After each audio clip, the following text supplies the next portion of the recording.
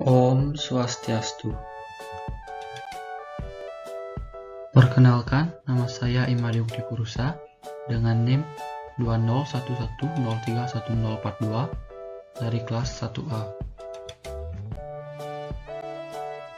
Pada kesempatan kali ini, saya akan menjelaskan materi tentang teori pendidikan klasik dan modern. Yang pertama, saya akan menjelaskan tentang teori pendidikan klasik. Apa itu teori pendidikan klasik? Nah, teori pendidikan klasik merupakan teori yang berlandaskan pada filsafat klasik yang memandang bahwa pendidikan berfungsi sebagai upaya memelihara, mengawetkan, dan meneruskan warisan budaya. Teori pendidikan ini lebih menekankan peranan isi pendidikan daripada prosesnya. Isi pendidikan atau bahan pengajaran diambil dari sari ilmu pengetahuan yang telah ditemukan dan dikembangkan oleh para ahli di bidangnya dan disusun secara logis dan sistematis. Misalnya, teori fisika, biologi, matematika, bahasa, sejarah, dan sebagainya.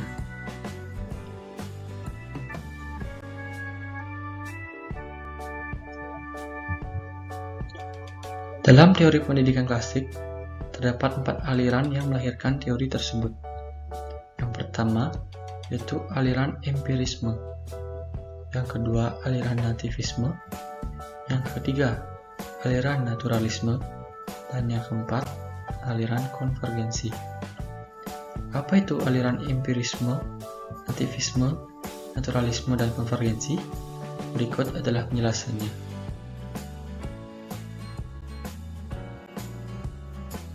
Yang pertama, aliran empirisme. Aliran ini menyatakan bahwa perkembangan anak tergantung kepada lingkungan, sedangkan pembawaan tidak dipentingkan. Pengalaman yang diperoleh anak dalam kehidupan sehari-hari didapat dari dunia sekitarnya yang berupa stimulan-stimulan. Stimulasi ini berasal dari alam bebas ataupun diciptakan oleh orang dewasa dalam bentuk program pendidikan. Teori ini memandang bahwa faktor genetik pada diri manusia tidak berpengaruh terhadap perubahan psikologis, kognitif, afektif, dan psikomotorik manusia, melainkan lingkunganlah yang membentuk psikologis dan kognitif manusia itu.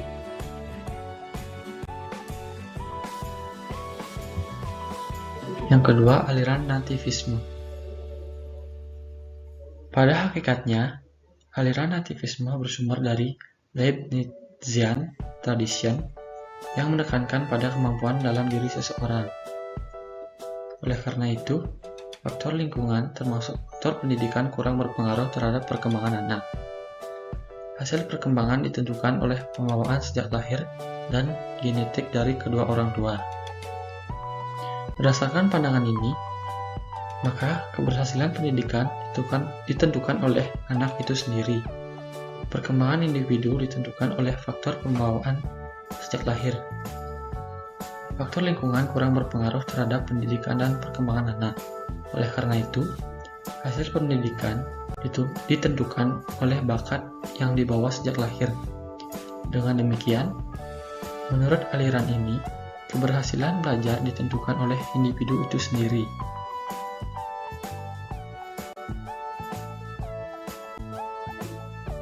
Yang ketiga, aliran naturalisme. Rousseau berpendapat bahwa semua anak yang baru dilahirkan mempunyai pembawaan yang baik. Pembawaan baik anak akan jadi rusak karena dipengaruhi oleh lingkungan.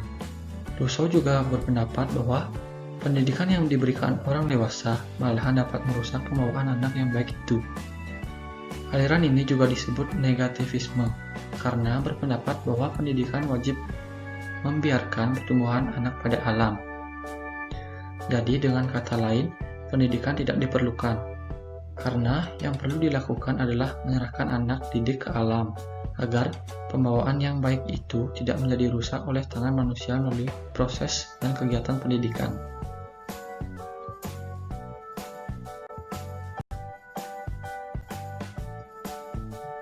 Yang keempat, aliran konvergensi. Aliran ini menyatakan bahwa seorang anak dilahirkan di dunia sudah disertai pembawaan baik maupun pembawaan buruk. Penganut aliran ini berpendapat bahwa dalam proses perkembangan anak, baik faktor pembawaan maupun faktor lingkungan sama-sama mempunyai peranan yang penting.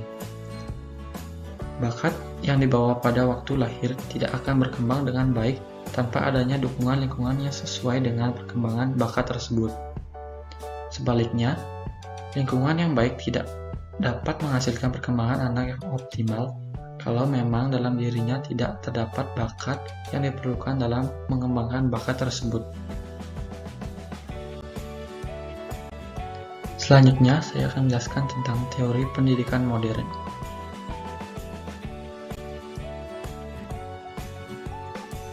Apa itu teori pendidikan modern?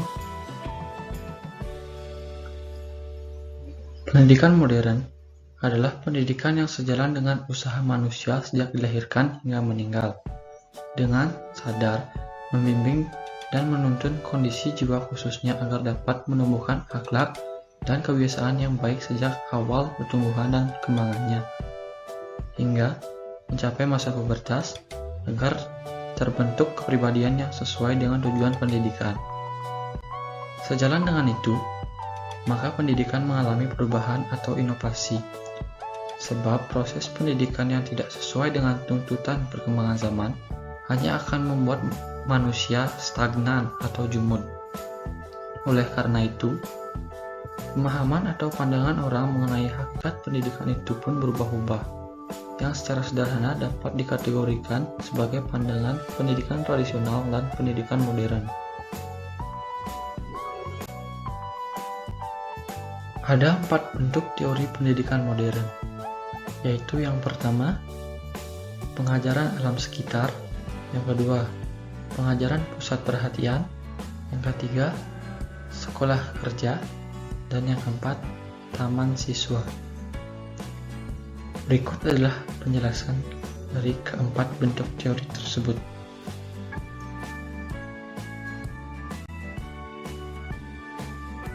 Yang pertama, pengajaran alam sekitar.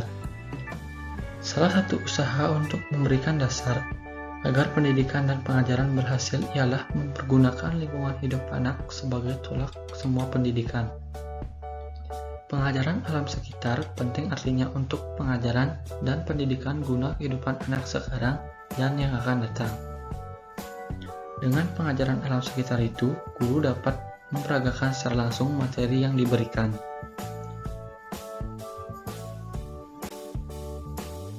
Yang kedua, pengajaran pusat perhatian. Pengajaran pusat perhatian dirintis oleh Ovid de Crowley dari Belgia dengan pengajaran melalui pusat-pusat minat. Anak harus dididik untuk dapat hidup dalam masyarakat dengan dipersiapkan dalam masyarakat. Anak harus diarahkan kepada pembentukan individu dan anggota masyarakat. Pengajaran harus disesuaikan dengan minat-minat spontan, sebab apabila tidak, maka pengajaran itu tidak akan banyak hasilnya. Yang ketiga, sekolah kerja. Sekolah kerja merupakan konsep pendidikan yang menjadi titik kulminasi dari pandangan yang mementingkan keterampilan dalam pendidikan. Sekolah kerja menekankan agar pendidikan mengembangkan pikiran, ingatan, bahasa, dan tangan. Tujuan dari sekolah kerja ini adalah menambah pengetahuan anak, yaitu pengetahuan yang didapat dari buku-buku, orang lain, ataupun dari pengalaman sendiri. Selain itu, agar anak memiliki kemampuan dan kemahiran tertentu. Dan yang terakhir, agar anak dapat memiliki pekerjaan sebagai persiapan jabatan dalam mengabdi negara. Yang keempat, taman siswa. Taman siswa ialah lembaga pendidikan yang didirikan oleh Ki Hajar Dewantara pada tanggal 3 Juli 1992 di Yogyakarta. Taman siswa merupakan badan perjuangan kebudayaan dan pembangunan masyarakat yang menggunakan pendidikan dalam arti luas untuk mencapai cita-cita. Menurut Ki Hajar Dewantara, Pendidikan bagi tiap-tiap bangsa berarti pemeliharaan guna mengembangkan generasi muda agar dapat berkembang dengan sehat lahir batin. Sistem pendidikan yang dicita-citakan beliau yakni pendidikan yang berdasarkan kebudayaan suatu bangsa kita sendiri dan mengutamakan kepentingan masyarakat.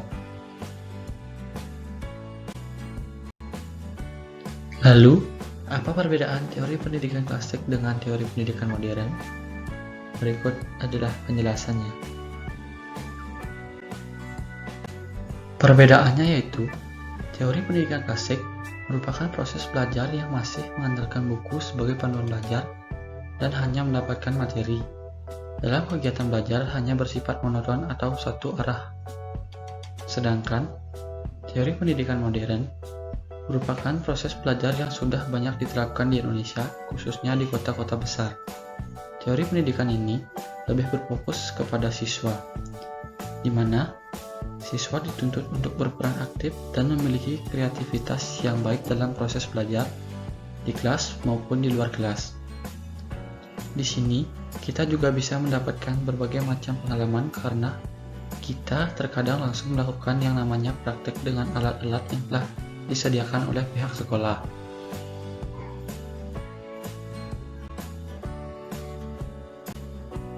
Dari materi yang sudah saya jelaskan tadi, dapat saya simpulkan yaitu teori pendidikan klasik merupakan teori yang berlandaskan pada filsafat klasik yang memandang bahwa pendidikan berfungsi sebagai upaya memelihara, mengawetkan, dan meneruskan warisan budaya.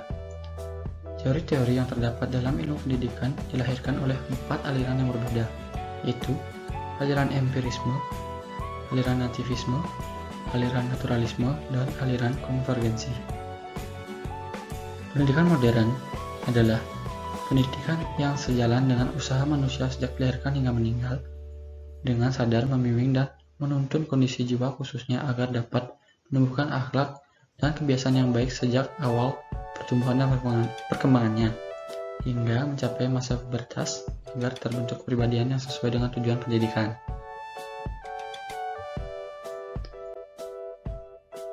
Sekian materi yang dapat saya berikan atau saya paparkan. Akhir kata, saya ucapkan terima kasih. Om Santi Santi Santi Om.